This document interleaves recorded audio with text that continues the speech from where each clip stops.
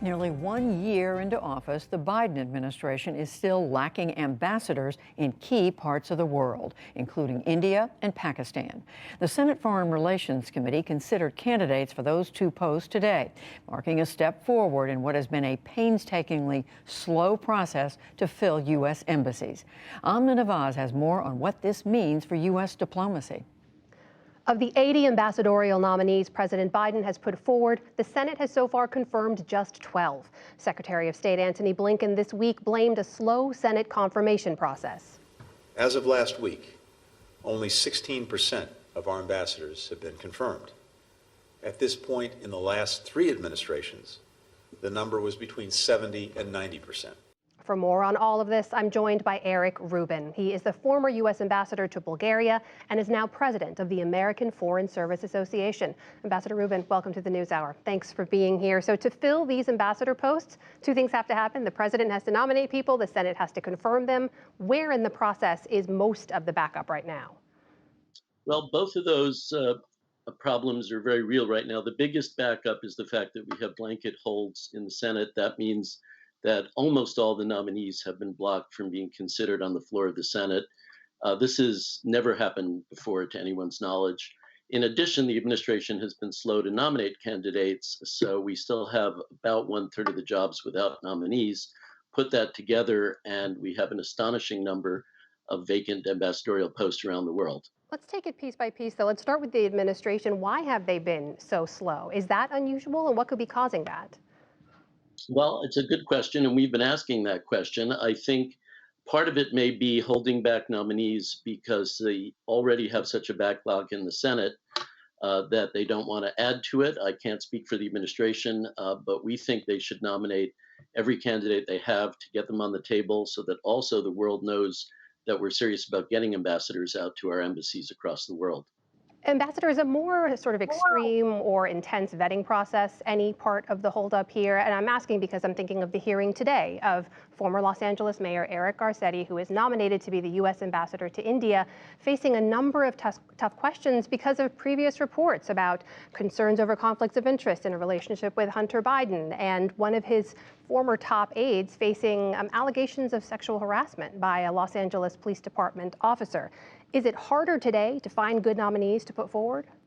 Well, I think the vetting process has gotten more complicated over the years. I can't comment on individual nominees, but I can say definitely that for people who've been confirmed before, the hope is that they can be confirmed more quickly the second, third, fourth time. In reality, it's like starting from scratch every time. So can I ask you more broadly, what worries you about a lot of these posts not being filled right now? Well, we need ambassadors in the field. We need to have ambassadors representing our country, representing the president. When an ambassador is confirmed by the Senate, that person goes out with the endorsement of both the President of the United States and the United States Senate. That's powerful. That has a lot of strength for everybody who's involved in the process. If you're a foreign government, you know that this person represents our country, 2 branches of government.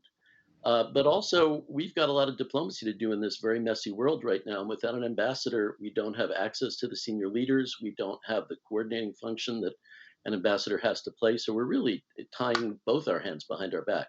Let me ask you about some of those blocks and holds on the nominations from the Senate. There's a notable one from Senator Marco Rubio, who's holding up the confirmation of Ambassador Nick Burns to go to China. He has concerns over his business relationships there. But at the forefront of a lot of the Republican pushback are 2 senators, Josh Hawley of Missouri and Ted Cruz of Texas.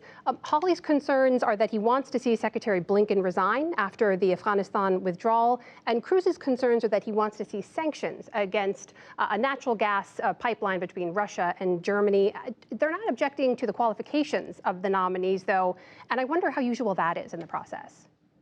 Well, that's actually the strongest argument, I think, for moving forward is obviously senators have policy concerns. That's the whole reason the Senate has the right of advice and consent on nominees.